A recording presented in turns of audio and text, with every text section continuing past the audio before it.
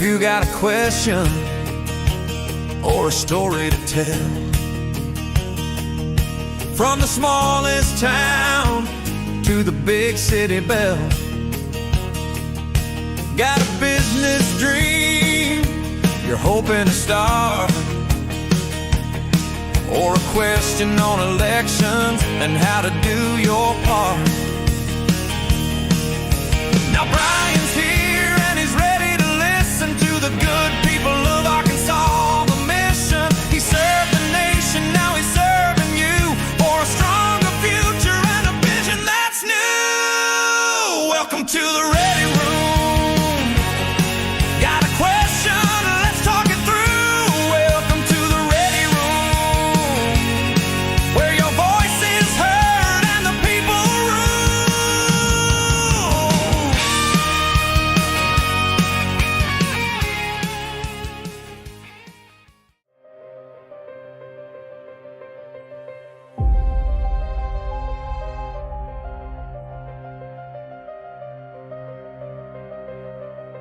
In every mission, there's a moment before the action begins.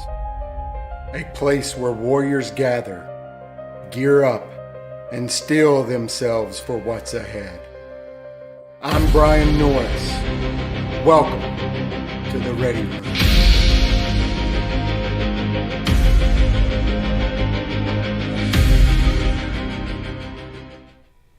All right.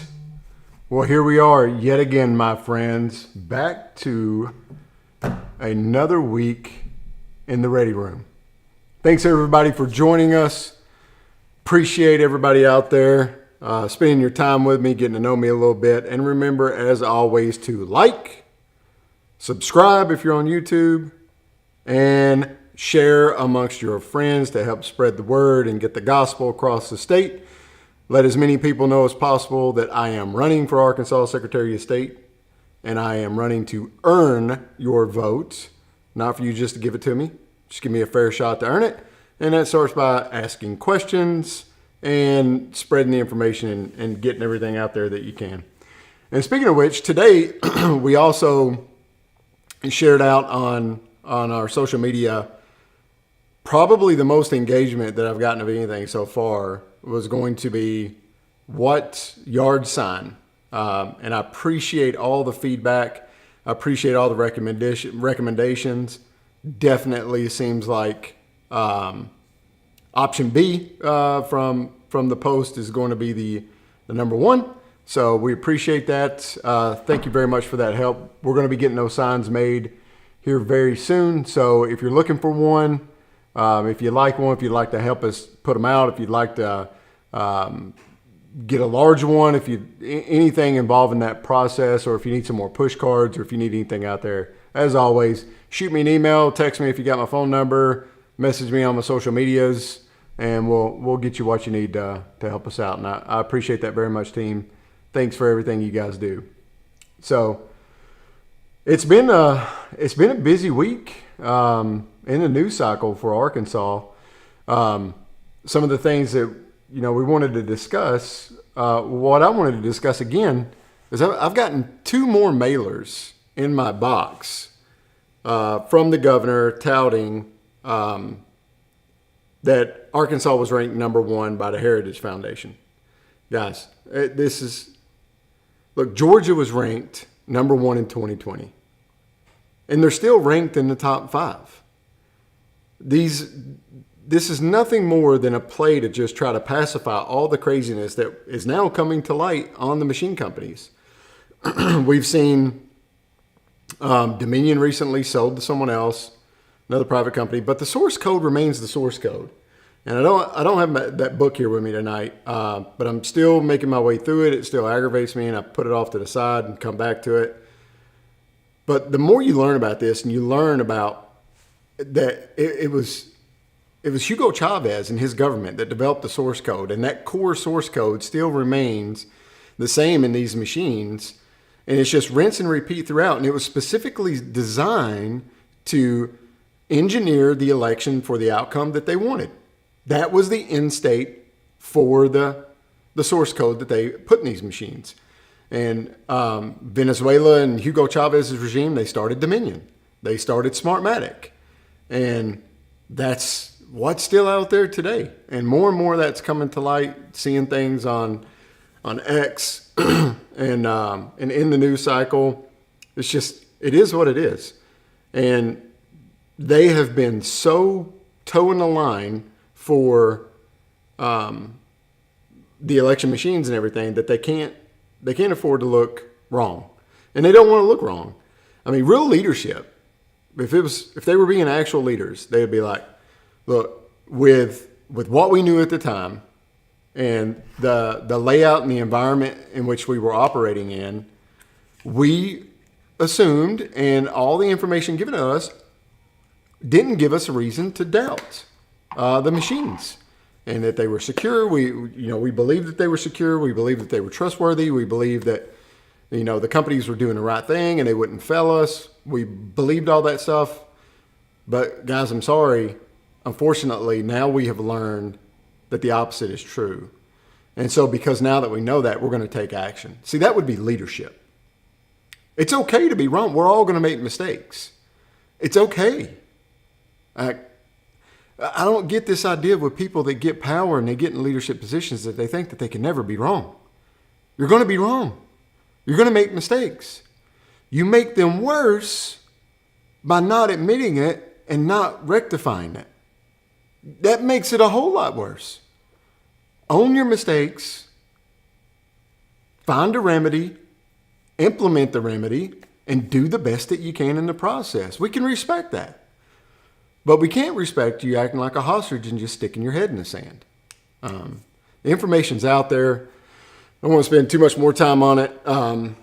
I hope that they do the right thing. I know that there's some stuff working in D.C. too. They've been working in D.C.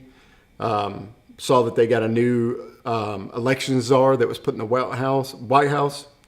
I've been told that he's working on some stuff too from the national level. But we're getting close, and I hope we get some remedies on this stuff soon. I hope that we find ourselves in a situation in which the people can trust, have transparency, and understand the process with full clarity, and there's no chaos. That's the last thing we need. We've had enough of that. We don't need any more of it. So I hope that they can do that. Unfortunately, from the things that we've seen and people that's in there right now, doesn't seem like that's a possibility for them. Who knows? May surprise us. But one of the things that happened this week that I wanted to touch on was some individuals went to Little Rock and actually filed Governor Sarah Huckabee Sanders. And let me pull this up here real quick. So I can speak to a little bit more. I know I saw the names. I believe it was Eric Spicer or something like that, and someone else had done it. And my Google must be broke. There we go. All right, my Google is not broke. It's fixed. And I saw Conduit News. They put out an article today about it. Yeah, here we go. So a report was filed with the Little Rock Police, which alleges Governor Sarah Huckabee Sanders violated election engineering law by commenting about Donald Trump inside the 100 feet of a polling site while early voting. Chris Caldwell, an advisor to Sanders' election campaign, said she followed the rules, including asking if she was far enough away before speaking. See the video in the question. The complaint was filed after a similar case was brought in Independence County against Colonel Conrad Reynolds, which we discussed a couple weeks ago, and it accuses the governor of being treated unfairly. There was also another article written by the Democrat Gazette, which expanded upon this a little bit more, had a little bit more detail. And in this one, what I got from it is that they knew that they knew exactly what the law was, and they asked the question there, and then said, "Oh yeah, we're good, we're checked." So, like, I guess one of the reporters that you could hear on the video had asked if they were good. So that just tells you that they knew exactly what they were doing, and they didn't validate themselves enough. And from another thing that I saw on on X was that someone went on and measured via online map tools the distance between the main entrance and where the governor was and the entrance that everyone was using to go in and vote. If she was at the entrance that was on the side that most people were using, which was where they were directed to go into to vote, that was around 20 something, 28, 29 feet, something like that. If it was the main entrance of the building, it was 82 feet. So still within the 100-yard boundary. So multiple residents of Arkansas going to Little Rock, filing that complaint, lodging it. Got news articles, Arkansas Democrat Gazette doing it, Conduit doing it. Got plenty of stuff out there about it now. But I think from what I was told is it can be either the county prosecutor in Pulaski County can bring the case, who's a Democrat, or it can be the AG's office. The AG has precedent. I mean, they're the ones that pushed the charges for Colonel Conrad Reynolds. Just because you're the governor doesn't give you free reign. I mean, we've heard these talking points over and over and over again, where no one is above the law is supreme, we're a nation of laws, you got to respect our laws. But then when certain people who's been saying that all the time find themselves in a position, well, they just kind of ignore it. I haven't heard anything from any leadership in Little Rock on this. And it was unnecessary. The law is vaguely written. It's sloppy. It doesn't make carve-outs for First Amendment rights. I mean, I'm of the opinion that if you want to wear a shirt that supports a candidate when you go and vote, who cares? I mean, as long as you're not, and if you want to wear a button or a hat or whatever, as long as you're not there with like a bullhorn and you're not physically getting in the way of people and you're not being aggressive and you're not trying to coerce people into vote, if you're just wearing a shirt or a hat or a button and you're going to vote, I mean, who cares? We're supposed to be a free people, right? And we got First Amendment rights. So who cares? But this law, you have the First Amendment. This law is sloppily written. The way that it's written, it's never been utilized before until Colonel Conrad Reynolds. But now they found themselves in this situation. It's from their own design. I mean, they did it themselves. Now they find themselves in an even worse decision because they went after someone else, clearly, pressed charges against them, and now you have a documented case with photo evidence that is out and about for everyone to see, and you're not going to treat it the same. Because if that was us, we would be held accountable. So I think we need to have consistency. I think we need to have clarity, and don't go after people for political purposes. Don't use the legal system to go after your political opponents. If you weren't doing that in the first place, you wouldn't have found yourself in this situation. It's unnecessary. The taxpayers don't need to be wasting money on it. And that's another thing too, guys. I am sick and tired of us paying the government in which they turn around and use our money to conduct lawfare against us or sue us or go after us constantly. Like whoever it is. Yes, our government needs to be able to bring cases up against people that break the law. But if you're an elected official, like our county here in Independence County, and you bring a case against a private citizen or group at taxpayer expense, and then you lose that case, and then you double down and appeal that case to the state Supreme Court, I think you should be held financially culpable for that. I think you should have to reimburse the taxpayers that money. I would like to see the Arkansas legislature craft that legislation. I think it's egregious that they can use the full treasury of the people of Arkansas or the people of America and just go after us over and over again with all those resources, all that wealth, while it bankrupts us. And we just have to end up going with a plea deal or making some kind of agreement just because we can't afford to keep going. I mean, that's what happened to General Flynn. That's what's happened to a lot of people that were innocent, but they couldn't afford to keep fighting. So they just took the plea agreement, shook their hands from it, and rode on to something else. There's no accountability there. If they were truly held accountable and were found to be financially responsible for the taxpayer money that they spent to go after citizens, I think it'd be a completely different situation. And to me, that applies directly to this issue in Franklin County. I mean, the law is pretty clear. It's supposed to be within, I think, max 150 days. Trying to push it out to 297 days. And then you get a judge that comes in and says, no, can't do that.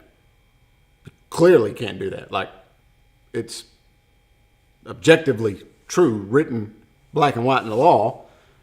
So, no, you lose this case, Governor. Try again.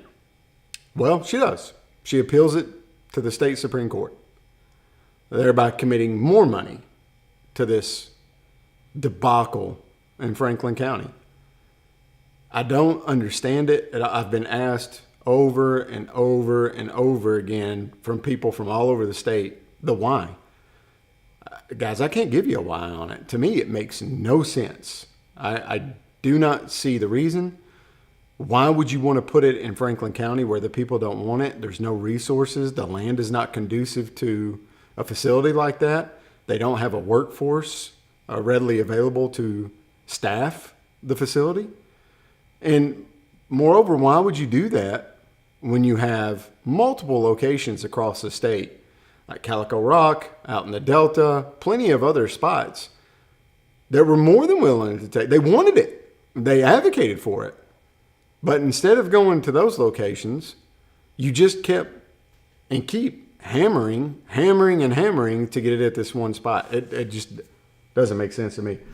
I don't know why you would spend so much political capital on something like that when it's not wanted by the people. It's clearly not a great location to build something like that. And then we're just spending more and more money suing the residents there for trying to uphold the Constitution and get you to pay attention to them. So it is what it is. Hey, if anybody is out there in chat, looks like I froze. Could I get somebody to do a check? Give me a thumbs up. Let me know if you can see me, hear me. Yeah, hang on a second, guys. I had to log back in for some reason. Hope it kept going. Okay, looks like it kept going. Gonna check the chat. I got a thumbs up. If you guys were doing, thanks guys. If you guys were doing some comments and stuff before and I didn't get to them, please repost that comment so that I can come back onto it. Again, on the prison, like it doesn't make any sense to me. I don't know why you would waste such political capital on an event like that when there's actual real things that we could be solving in the state. I mean, if you spent that money that you're fighting that fight for, that you fought the paper ballot initiative issue for, that you're suing Colonel Conrad Reynolds or charging Colonel Conrad Reynolds, and I think Colonel told me that it could be somewhere around, the state was projected to spend like $150,000 on that case. I mean, how much of those resources could be spent to help make Little Rock safe or clean up Little Rock? I don't know. Seems like a much better use of our money than trying to build a prison that nobody wants and suing citizens for just trying to have their constitutional rights adhered to. But I got to say, the boys in Franklin County, you guys are setting a freaking standard, man, on how private citizens need to be engaged and reactive to their government and proactive in it. I mean, look, salute you guys all the way. Pretty phenomenal for you. I can tell you, just don't piss off a bunch of country bumpkins. Most Arkansans are that way. We just want to be left alone. We just want to be left alone to live our lives, be safe, be secure, be on our land, go hunt, go fish, go do the things we enjoy, spend time with our family. That's it. Pretty simple. But you can't leave good enough alone in some cases. And, well, the boys in Franklin County are giving you the what for, and we're behind them 100%. They'll support you all the way.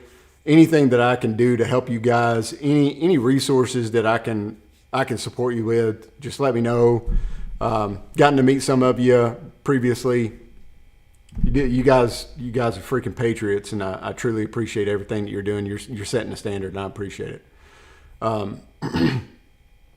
So beyond that, I've been traveling around the state again. October has been an insane month. I think I'm already over 5,000 miles this month, if not more. I think I did almost 3,000 in 1 week. There was a few questions that was asked while I was out that I still got to do some more research on both of them. And one was medical related and about the direct care provider and how the Secretary of State's office could assist with the direct care providers, which me and my family use a direct care provider here in our area that we pay for, and it's phenomenal. And we have insurance, we have other things, but we have chosen to go that route because, the VA and stuff was just wanting to give me pills for everything. And I didn't want to numb myself out to the world. I didn't want to be in pain either. I wanted to try to fix some issues that I had. And the direct care provider has been pretty phenomenal with us so far, and utilizing some other resources like chiropractic and other things to try to mitigate and put off some of the things that I got going on. So yeah, I think that falls in line with the MAHA movement. I think that's a better way, because now that we've mandated insurance and through Obamacare and stuff like that, the rates have just gone through the roof. Average American can't afford it. I know I was talking to one of my buddies in Tennessee. He's got a family, 4 kids, 1 wife, so 6 of them total. And he was telling me that his insurance for his plan was $2,200 a month. $2,200 a month. It was insane to get decent coverage. He said it wasn't even top of the line coverage, but it's $2,200 a month in Tennessee. And I've heard similar people tell me that they've had experiences, not to that level, but they've had experiences with price increases as well. And now that we're looking to see some of the subsidies and stuff with Obamacare expire, and you have a law that says you must have insurance. Well, we saw what happened anytime the government forces you to do anything and purchase a product. They jack the rates up. I mean, they got involved in the student loans. Now college is unaffordable. They just raise the rates up and up and up and up because you can just go and get a government-backed student loan, guaranteed. And there you go, right? Good to go. Same with vehicle insurance. When they started mandating that, the rates and everything went up. Look, I got it. You need insurance. If you don't have insurance, you're not being smart. It's definitely something that you need to have. But when government gets into the marketplace, as we've seen with everything, the prices just increase and it becomes unaffordable. And so their fix for healthcare was to give subsidies. Well, they only wanted to give subsidies for a certain amount of time to just kick the can down the road. And well, we've reached the end of the road.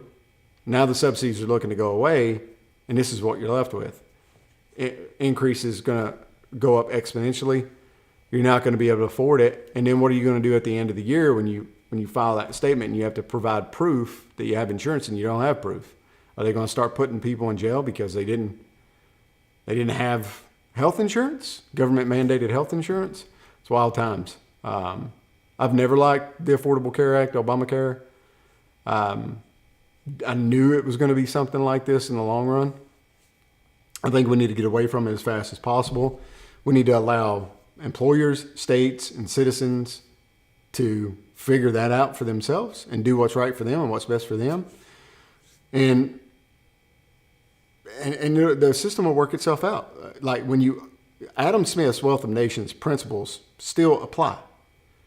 The product is worth what the product is worth. And that is only what people are willing to pay for it. The marketplace will level set itself out. If government gets out of the way, all of these medical institutions are going to have to lower their rates to be something that people are willing to pay for. That's it. It's that simple. So get out of the way. Don't want to see any government involvement on that. To me, that's not freedom. That's babysitting, and we're better than that. We're grown men and women, freeborn, supposedly, right? So another thing, hot and heavy in the news, we're looking at some EBT stuff expiring. A lot of people not going to get their taxpayer gift deposited into that account at the end of the month. Who knows what that looks like? I've been seeing lots of people talking about, I'm going to riot, I'm going to do this, I'm going to do that. As a candidate for Arkansas Secretary of State, when I look at this, is like we need to create an environment in which people don't need to be on EBT. They don't need to be concerned with it. And I got it. There's always going to be the few out there that can't afford, for whatever reason, they just can't participate in workplace. And we have an obligation to take care of those people. As Christians, I have empathy. We need to have a way, but I don't think it should be forced charity. I think our churches should do more. I think we need to allow them to do more. We need to get out of the way. We need to release the regulations on a lot of the restaurants and businesses so that they can donate food. I know in some states and in some locales, it's insane to just be able to donate food stocks. And grocery stores and stuff like that, they will actually let food rot and throw it in a dumpster because there's so many crazy stipulations around them giving it to the needy, to anyone that needs it. When I was in France, they had passed the law, and I can't remember what the law was called, but basically it was like a no waste on food stocks law. And what that meant was, what it translated to was grocery stores, restaurants, if they had edible food, right, and they wanted to give it away, the responsibility was on the person receiving the goods. They own the responsibility. If they chose to consume that produce or that meat or that dairy or whatever it was, and it was bad for whatever reason, then it was on them, right? But at least there was more availability of stuff out there for them. And what happened in France in the years that we were there when that was passed was food prices dropped dramatically. Because grocery stores and stuff like that weren't being forced to keep these ridiculous standards on their fruits, produce, and other items, where things were completely fine and consumable for you to eat. They could stay on the shelf a little bit longer. And then they were allowed to keep them there for a little bit longer. And then before they were going to spoil or go to waste, I think the average grocery store could have like 10% calculated on it is all they were allowed to throw away. They would send that out to schools, send that out to food banks, send that out to charitable organizations like churches and stuff, and they would find avenues and way to feed people. I think that was a fantastic resource. I mean, how many times you go behind a grocery store here in America and there's just tons of produce sitting out there that's completely fine, perfectly edible. But because of bureaucratic red tape and issues, it just sits out there, and the company doesn't want to have to deal with the regulations to try to feed that to people when they could. So instead it goes in the dump. And it doesn't go to animals and things like that has a much higher tolerance than we do for those things. I know in France they were using that a lot for pigs and other livestock. Just When it was too bad for human consumption, they would bale it all together and take it out to a pig farm, and there you go. Tons of ways that we could get around that. I don't think we're being very smart when it comes to having issues like that. I also think that we've made it way too easy. We got way too many people taking advantage of the system, and I'm sympathetic. My family benefited from this when I was a young kid growing up. I mean, I lived in the projects, and the taxpayers, supplemented that housing for us. But it was a lot better. It wasn't the greatest, but it was a lot better than being homeless, right? And we also got welfare for a little while. But my mom was determined that that was an interim fix until we could get into a better situation, in which we did. I mean, we didn't have all that stuff throughout my entire life. My mom doesn't have it anymore. They don't utilize it anymore. She got her own house. She owns it, paid the mortgage on it. I think it's free and clear now. And that's the way that it ought to be. I'm all about giving a hand up. But we've got people that's just gaming the system, doing everything that they can to maximize it for profitability, and then get upset when it gets turned off. Well, if you are an able-bodied person, there's no one to blame at you for not being able to feed yourself at the end of the day. If you've got some extenuating circumstances, you need help, I'll help you. More than happy to. And if the government has some resources and stuff, I think it should be made available to you. But for how long? I mean, these are some serious questions that we've got to come to grips with as a society. How long are we going to allow people that are able-bodied and capable of working? How long are we going to continue to just let them ride the gravy train? That's something we got to come to grips with. We're going to have to come to grips with a lot of stuff, guys, because we just can't afford it. I mean, we're now, $39 trillion in debt and growing. Our unfunded liabilities are growing all the time. Social Security is going to run out of money. All of the great and wonderful things that we want to do, we're not going to be able to do. And it's going to be us that's on the hook. It's going to be our kids that's on the hook for it. I mean, someone is going to have to pay the bill. Someone's going to have to pay it. So we got to take ownership of that issue. We got to come up with solutions. We got to fix it. I think if the government would get out of the way, us citizens would find some creative solutions and be proactive. And guys, I've traveled around the world. I've traveled around this nation. People are genuinely good just about anywhere you go. Nobody, for the most part, people aren't out trying to hurt you. And if you're in need, they'll help you. It's when you have crazy laws and bureaucratic red tape that keep people from helping other people when it becomes a problem. So it's a manufactured problem by the government that we could solve if government would just get out of the way. But we've got to answer some hard questions. And we need to bring back some things like it can't be just a credit card that gets put through and on a card makes it easy to go and do. There's got to be some requirements. I think there has to be some work requirements. I know that law is going into effect in January to where there are going to be some work requirements. I think that's a great thing. I think it's needed. But also drug testing. When I was in the military, I was subjected to drug tests all the time. Working at a job, we're subjected to drug testing now. As Secretary of State, I would assume as a state employee, will be subjected to drug tests then too. To me, if the state's paying you, you're kind of a state employee. You should be drug tested. And if you fail a drug test, you shouldn't be getting taxpayer subsidies, because if you can afford drugs, you can afford food. You just have a choice problem and not a money problem. And so that's a you problem and no longer an us problem. So figure it out. All about helping people. Definitely don't want to see kids hungry. Definitely don't want to see the disabled, the elderly hungry. But we've got to come up with some solutions and hard answers for some of these things that's happening out there and just get over it. I hate it. I hate people suffering. I hate the situation which we've yet again found ourselves in because it's a manufactured crisis. For example, Congress is the only government entity in which their salary comes direct from the Treasury. So they're never impacted by a government shutdown. They will always get their paycheck. And a news reporter asked, Senator Sanders, Socialist Sanders, what he thought about that. Did he think that was fair? And his answer was, well, members of Congress have families and they have kids and they got to eat. So do we, Senator. So do we. Right? So does the military. Thankfully that a donor came in and gave the money to cover them for a gap. But they have kids too. And guess what? A lot of people that's not getting that paycheck, the military employs a ton of civilians. A ton.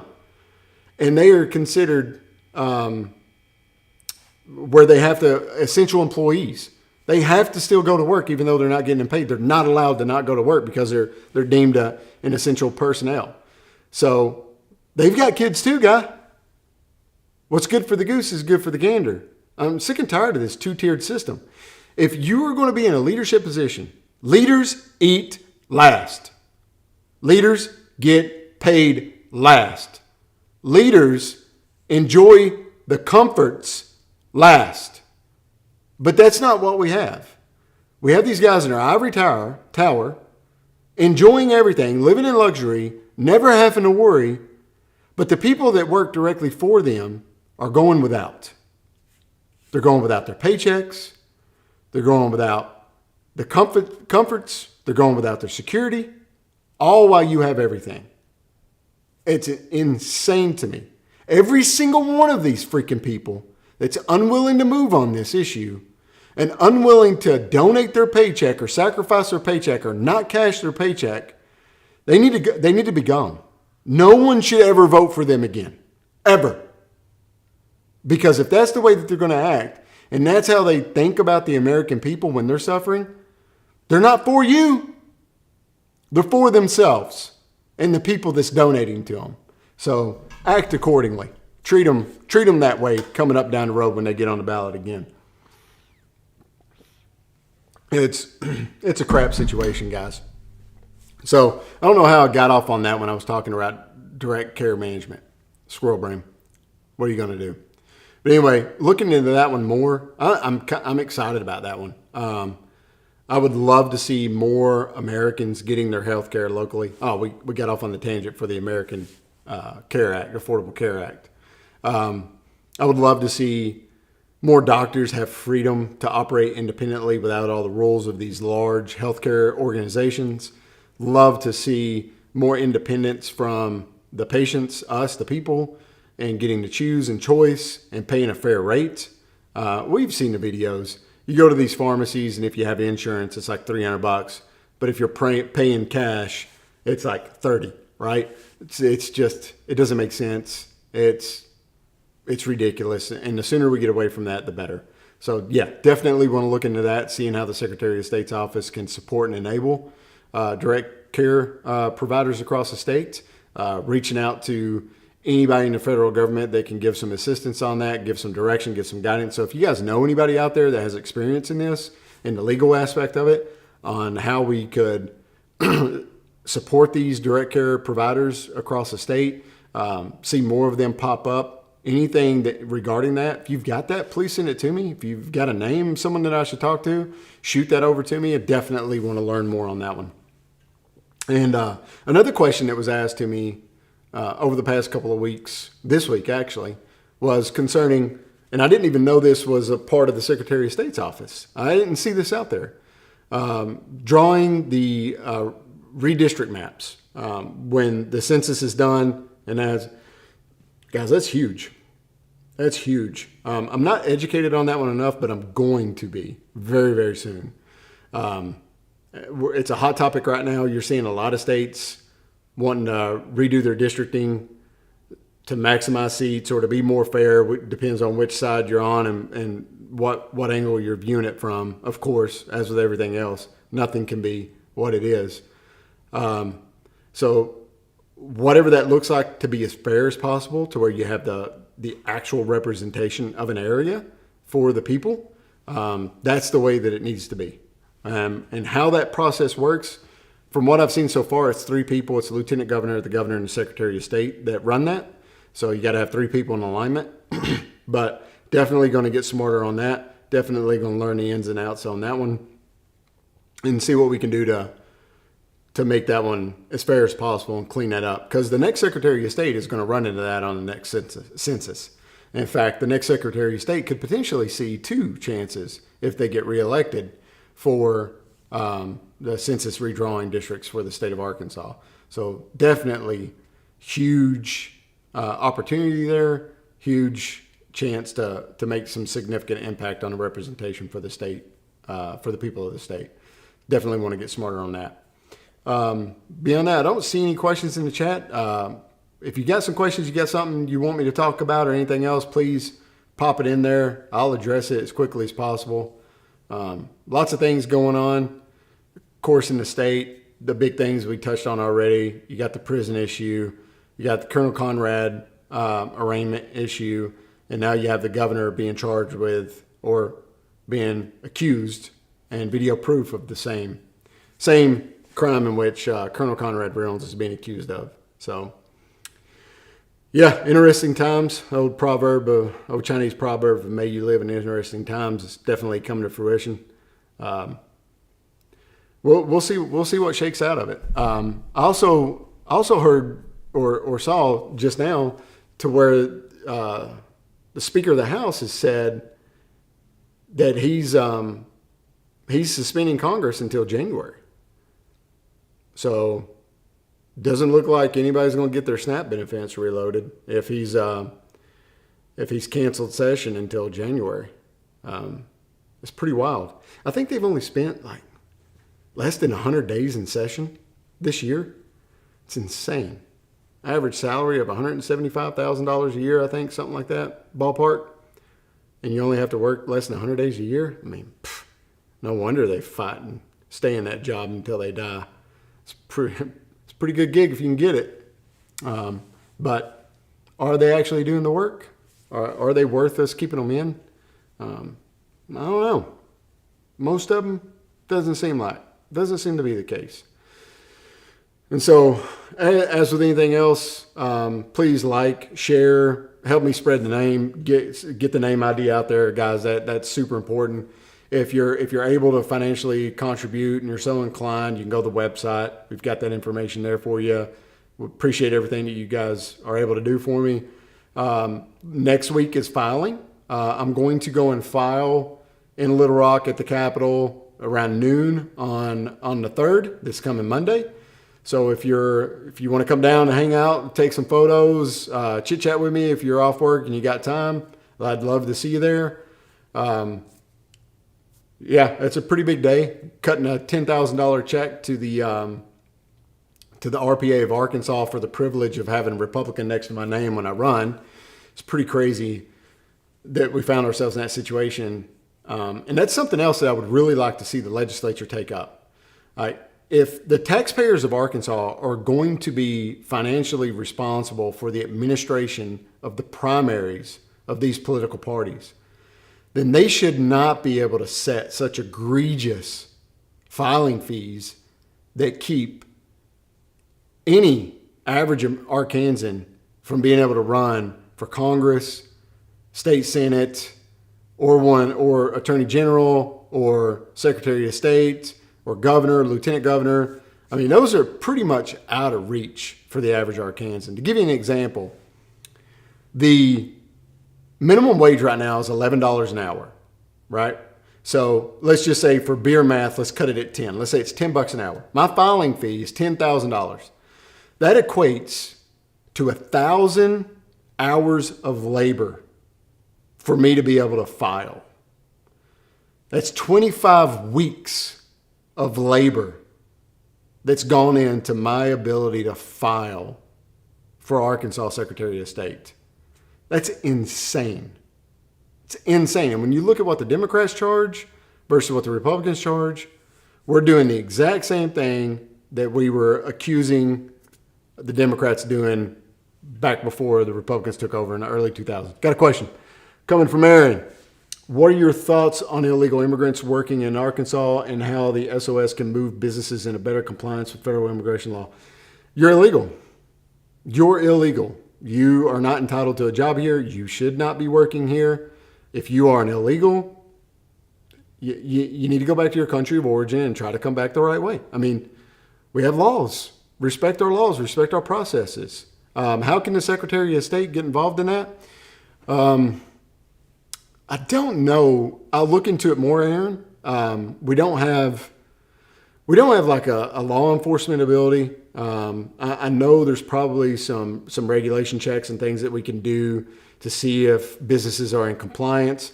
But when it comes to going into a private property, searching, checking, that's probably going to involve warrants. That's going to involve some law enforcement officials and all that stuff. And that's just not a capacity of the Secretary of State's office.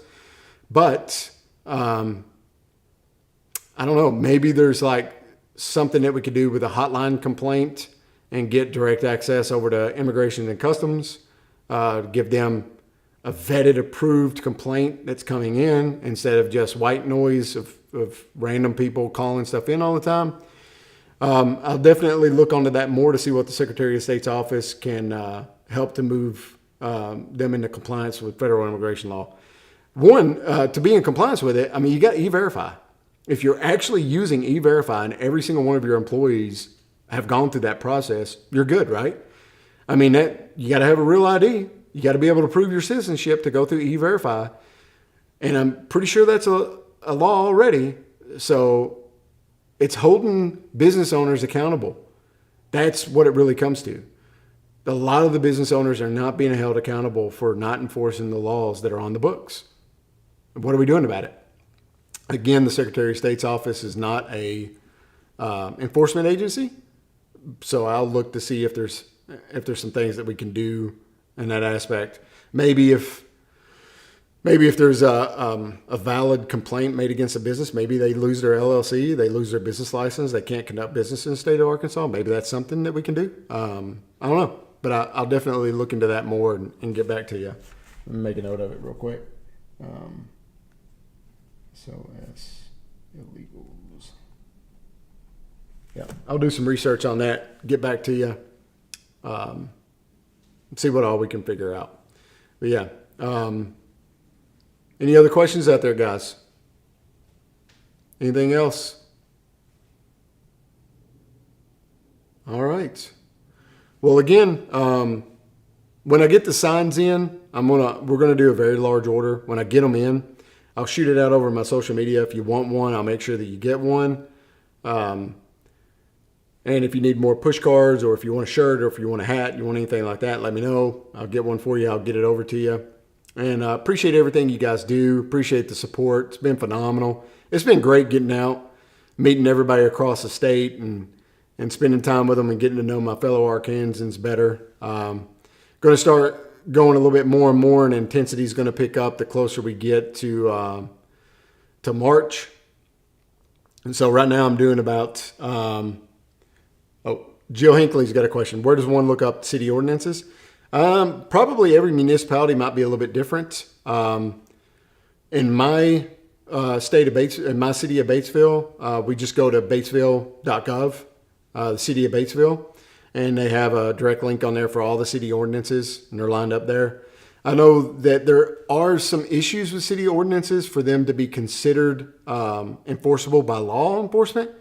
They do have to be sent to the state. I think they have to go through the Attorney General's office to make sure that they're not in violation of the state constitution or the federal constitution. And once they get vetted there, they'll house them. I would assume that would then go over to the Secretary of State's office because they're the chief record keeper. But as all of you have already noted and heard me speak about, that website is not user-friendly. I hear they're trying to make it better as we speak, but as it stands right now, good luck on finding something like that. It's just not user-friendly at all. So I would check your city first. Call into your city clerk's office if you have one. If you have a city manager style government, wait until they have one of their meetings and just go in and ask them. I'm sure they'll tell you. If they don't have it there, probably someone at your county is going to have that information and be able to point you in the right direction. And just utilize your local resources as much as possible to find it. They say ignorance of the law is not an excuse, but if you're passing 1,500 laws in a 3-month period at the state level, and then you got the county passing laws, and then you got the cities passing laws and ordinances in a very short period of time, and it's not easily available and you don't know where to go and find it, how can you say that ignorance of the law is not an excuse? Like, you can't sit in the back room and make a law and never publish it, and then I break it without knowing, and then you're holding me to the fullest extent of the law. To me, that's a cop-out. It's not the way we should be doing business. I think the onus is on government to make it as transparent, easily as accessible as possible, put notices out so that way people can't claim ignorance. Like, we did everything possibly that we could do to make this readily available for you to know about before we start threatening someone's life, someone's financial situation with the force of law over breaking something that they didn't even know was a thing, right? Okay. Hispanic Legal has parties, plays music until at least midnight, and had a live large pig, wrestled it, and cooked for a party. Hey, Jill, not really understanding the question on that one. Is it legal? Is it legal? Are you asking if it's legal to throw a party, play music until midnight, and then have a live large pig? And they sounds like a wild time. Well, I know in my city we can't have a pig in the city limits. The only livestock you can have are poultry, and that's chickens. We're allowed to have 10 chickens, no more. But I don't think we could. I mean, playing music until midnight. I'm sure that you have some kind of noise ordinance. And I'm sure there's multiple style ordinances where you're not supposed to hear it, but even at noon in the day, you're not supposed to be hearing stuff more than so many feet from a residence or a vehicle, right? That's pretty common. So I'm sure you have something like that out there. And if you're questioning whether he was legal or not, I mean, there's resources for you to go to find out if he is and file that complaint with them and address accordingly. But yeah, I mean, I hate neighbors like that. Feel for you, Jill. We've had neighbors like that in previous locations we were at, where they would just have parties up until the freaking worst hours of the night, loud, obnoxious, just constantly doing stuff, and then nobody'd ever do anything about it. Right? I would never complain. I just didn't want to get involved in it, but other people would, and they just wouldn't do anything. And to me, you're being a crap human being, man. Have some respect for your fellow neighbors, right? Like, why would you do that? Like, why would you be wrestling a pig in your back lawn, blasting music at midnight? Like, whatever you're on, I don't know. I'd like to know what it is, because sounds like it's putting you in a new world. So you called the city clerk, and she just said, call the police when it happens, but I don't want repercussions toward it. That's a crap situation. Yeah, that stinks. I mean, if you haven't gone over and tried talking to him human to human yet, I would start there. I know I've done that. I've usually get pretty good results with it.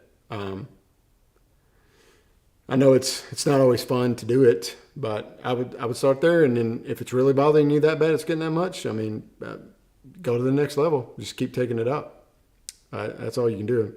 Keep us updated on that, Joe. Wish you the best. Wish you some peace. You guys all deserve it. I mean, life, liberty, and the pursuit of happiness, right? Do whatever you want to do as long as it doesn't affect those to your left and your right and front to rear. I mean, have some respect. Do whatever it is that you want to do as long as you're not endangering anyone else, you are not disrupting anyone else. Yeah, okay, well, dang. Gotcha. They don't speak English. Yeah, take it to your next step. If you want a resolution to the matter, you're just going to have to keep pushing it. I mean, it is what it is.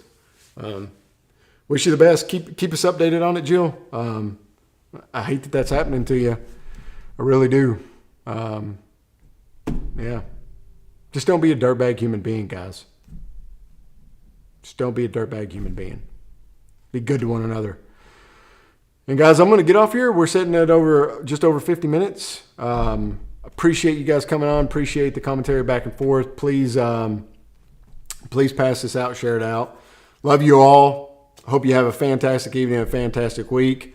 I'm going to be in Mississippi County tomorrow night. Going Going to Cleburne County next week and a few other places. I'll be at the Harrison Gun Show this Saturday from 9 to the afternoon. I believe they close at 5. So if you're up in the Harrison area and you want to check out some guns and you want to chat with me, get to know me a little bit better, come on by. I'll be standing there. I got my gun bunny daughter going with me. She's a fantastic shot.